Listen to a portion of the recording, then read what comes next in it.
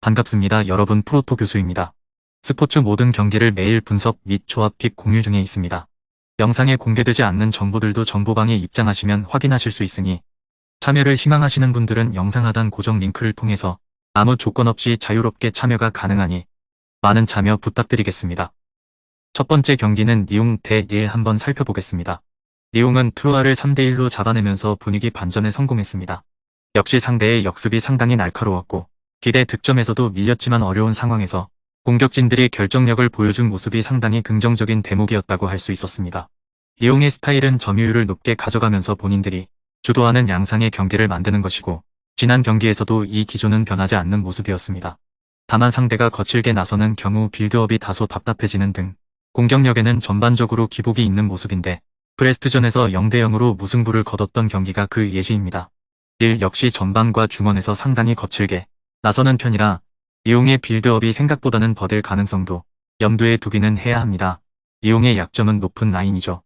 본인들이 주도하는 양상을 만드는 팀의 숙명이라고 할 수 있는데 지난 시즌과 이번 시즌 초반에는 높은 라인을 수비진들이 감당하지 못하고 경기가 꼬이는 경우가 많았습니다. 불란 감독 부임 이후에는 안정성을 중시하는 감독의 특성상 실점은 다소 줄어든 느낌이기는 하지만 스트라스부르에게 1대2로 패하는 등 여전히 수비에서도 기복이 있는 모습입니다. 특히 왼쪽의 탈리아피코의 주력은 상당한 단점으로 풀백들의 오버래핑 시 생기는 공간이 문제가 될 가능성도 염두에 두어야 할 것으로 보여집니다. 릴은 예상을 깨고 홈에서 강한 스타드렌을 3대1로 잡아내는 모습을 보여주었습니다. 부상 소식이 있던 데이비드가 선발로 나오는 등 예상 외의 기용이 있었지만 지난 경기에서는 데이비드보다는 미드필더 라인의 성과가 상당히 좋았던 레치, 올 시즌 폰세카 감독의 스타일은 철저하게 공격에 맞추어져 있습니다. 이 때문에 본인들이 주도하는 스타일을 선호하고 있고 미드필더진의 힘을 빼주는 유형입니다. 엔젤 고메스가 지난 경기에서는 카벨라를 대신해 중앙 공격형 미드필더로 나서면서 좋은 모습을 보여주었는데 올 시즌 3선에서 포텐이 터진 이후 자신감이 상당히 붙은 모습이죠. 안드레와 안드레 고메스 조합도 상당히 좋은 상태. 물론 안드레 고메스의 몸상태 관리로 인해 이번 경기에서는 중원 조합이 달라질 가능성이 있으나 엔젤 고메스가 3선으로 내려오고 카벨라를 선발 2선으로 출전시키면 되는 간단한 문제죠. 물론 릴이 라인을 극단적으로 높이는 양상이 짙어 수비적으로는 상당히 약세인 편. 올 시즌 PSG를 상대로 7골을 허용하면서 패했던 경기가 대표적으로 폰세카 감독의 특성상 강팀에게 약한 모습을 보이는 것은 어찌 보면 당연한 일입니다. 그나마 거친 플레이로 중원과 전방에서 압박을 가해 상대 빌드업을 막아버리는 모습은 꽤 인상적이기는 하나 전력이 안정된 팀을 상대로는 실전 가능성을 열어두는 편이 현명할 것입니다. 릴이 핸디캡 도움을 받을 매치로 보여집니다. 리옹이 거친 플레이로 빌드업을 억제하는 팀을 만나면 다소 고전하는 양상이 있는데 릴이 중원과 전방에서의 압박 능력은 상당히 좋은 편, 중원의 두터움을 바탕으로 공격적인 성과도 안정적으로 이어지고 있습니다. 물론 릴도 상대가 누구든지 간의 라인을 극단적으로 높이고 덤비는 특성을 지니고 있어 기본적으로 난타전 양상을 잘 만드는 유형인 부분도 염두해야 합니다.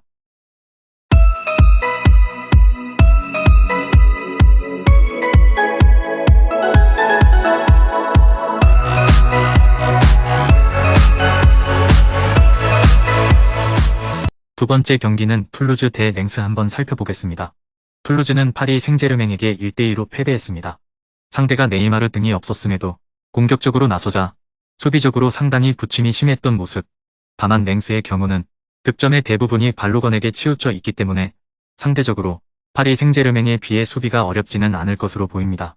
물론 슈팅으로 이어진 실책이 9번으로 수비적인 안정감은 상대인 랭스보다 떨어진다는 점은 감안해야 하지만 전방과 중원에서 난전을 만드는 양상을 보이면서 PSG전 전 4경기에서는 멀티 실점을 허용하지 않는 모습을 보여주기도 했습니다. 공격에서는 측면과 크로스의 비중이 높은 타입입니다. 역습 성향이라 롱볼 비중이 상당하기는 하지만 대부분은 박스 안으로 향하는 크로스라 성공률이 롱볼 비중에 비해서는 높은 편입니다. 랭스의 수비 능력이 상당히 좋은 편임은 감안해야 하나 랭스가 원정에서는 의외로 가까운 곳에서 슈팅을 허용하는 모습이 있어 상대적으로 수비 안정감은 원정에서 더 떨어지는 모습을 보이고 있습니다. 랭스는 5-0와 무승부를 거두었습니다. 강한 수비력은 잘 보여주기는 했지만 19위 팀을 상대로도 점유율을 압도해놓고 무득점에 그친 모습은 상당히 아쉬웠던 점. 기대 득점은 오히려 5-0에 밀리는 모습을 보여주기도 했습니다. 결국 발로건에게 쏠린 득점 비중을 분산시켜주지 못하는 공격진에게 책임이 돌아가야 할 것으로 보입니다. 지난 경기에서는 필립스가 슈팅 3개를 기록하는 등 고군분투하기는 했지만 골문으로 향한 2개의 슈팅이 모두 막혀버리면서 득점에는 끝내 실패하는 모습이었죠. 올 시즌 발로건의 분투에도 팀 전체의 공격 효율은 리그 최하위인데 지난 경기에서 그 단점이 모두 드러났다고 해도 과언은 아니었고 원정에서는 6야드 안쪽에서의 슈팅 허용 비중이 10%까지 늘어나는 등 수비적으로는 원정에서 다소 좋지 못한 편이죠. 물론 기본적으로 전반부터 압박을 가해 상대 공격의 정확도를 낮추는 데 능하고 이를 반영하듯이 허용하는 유효 슈팅의 비중이 상당히 적은 편이라는 점을 감안해야겠지만 툴루즈가 측면 크로스로 적극적으로 박스 안 공 투입을 시도한다면 흔들릴 여지가 없지는 않다고 예상해 볼 수는 있습니다. 툴루즈가 유리한 상황을 만들 가능성이 있습니다. 툴루즈도 파리 생제르맹전 이전에는 나름 수비적으로 괜찮은 모습을 보여주기도 했고 랭스가 발로건을 제외하면 득점을 믿고 맡길 만한 자원이 없는 것도 사실입니다.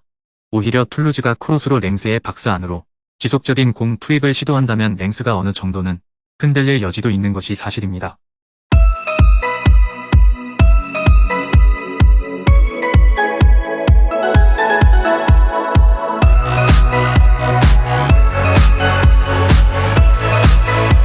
마지막 세 번째 경기는 앙제 대 낭트 한번 살펴보겠습니다. 앙제는 로리앙과 0대0으로 비겼습니다. 전력 비교를 하면 상당한 이변으로 볼 수 있었는데 사실상 로리앙 공격진들이 유효 슈팅 이외에 그치는 등 공격적으로 별다른 모습을 보여주지 못한 것이 도움을 주었다고 볼 수밖에 없죠. 때문에 오히려 유효 슈팅에서는 로리앙을 앞서는 5회를 기록했지만 절반의 슈팅이 박스 바깥에서 기록한 것이었기에 큰 효과를 보지는 못했습니다. 그나마 지난 경기에서는 니아네가 유효 슈팅률 100%를 기록하면서 가능성을 보여준 것이 큰 위안. 물론 올 시즌 리그에서 1경기밖에 치르지 못했을 만큼 출전 시간을 보장받지 못했던 자원이기 때문에 한 경기만으로 모든 것을 판단하기에는 이르고 팀 내 최다 득점자인 후노우가 부진한 것이 더 뼈아팠을 것입니다. 최근에는 두 줄 수비를 구축하려는 모습을 보여주는 중 그러나 세트피스에서 12골을 실점하는 등 기본적으로 박스 안쪽에서의 수비가 든든한 타입은 아니라 수비적인 약점은 상당히 큰 편. 낭트의 공격 효율이 올 시즌 좋은 편은 아니지만 앙제는 이미 공격 효율이 마이너스인 브레스토와 아작시오에게도 멀티 실점을 허용하면서 무너진 바 있었습니다. 낭트는 최근 마르세유에게 0대2로 패한 경기를 제외하면 무패를 달리고 있습니다. 공격적으로 나서는 아작시오를 상대로도 2대0으로 승리를 거두면서 상승세를 나름 타고 있는 상태입니다. 아작시오가 리그에서 공격 효율이 최악인 팀임은 감안해야 하나 낭트의 강점이 수비라는 점은 이견의 여지가 없습니다. 최근 5경기에서 마르세유에게 패한 경기를 제외하면 모두 무실점으로 상대를 거칠게 방해하면서 공격의 정확도를 낮추는 실력이 뛰어난 편입니다. 마르세유전에서도 자책골이 나오기 전까지는 상대의 공격 전개를 어느 정도 잘 억제하는 모습을 보여준 바 있었습니다. 공격진의 효율은 그다지 좋지 못한 타입이죠. 홈 원정에서 모두 무득점 비중이 40%가 넘어가는 모습을 보이고 있는데 그나마 희망적인 부분은 수비가 불안한 팀을 상대로는 나름대로 득점력을 보여주면서 승점을 챙기는 경우가 많다는 점입니다. 올 시즌 11위 이하의 팀을 상대로는 리그 무패고 3골 이상 대량 득점에 성공했던 경기도 3차례나 있었습니다. 낭트의 공격 효율은 좋지 않지만 몽펠리에와 아작시오 등 수비적인 약점이 있는 팀을 상대로는 다득점을 기록하면서 전반적으로 강세인 모습을 보여준 바 있었습니다. 앙제가 박스 안에서의 수비 약점으로 인해 홈이든 원정이든 실점 억제력이 매우 좋지 못하다는 점을 감안하면 낭트가 득점을 기록하기에는 큰 어려움이 없을 것이라 예상됩니다. 금일 경기들은 이렇게 알아보았습니다. 좀 더 다양하고 많은 정보를 원하시는 분들은 영상 하단 댓글에 링크 클릭 후 문의하시면 아무런 조건 없이 정보방 입장 가능하니 입장하셔서 정보 받아보시길 바라겠습니다. 그리고 영상에서 리뷰하지 않은 디테일한 정보와 조합픽은 매일 교수 정보방에서 공유하고 있으니 꼭 참여해보시길 권장드리며 이번 영상은 여기까지 하겠습니다. 시청해주셔서 감사드리며 늘 여러분들의 건승을 기원합니다. 감사합니다.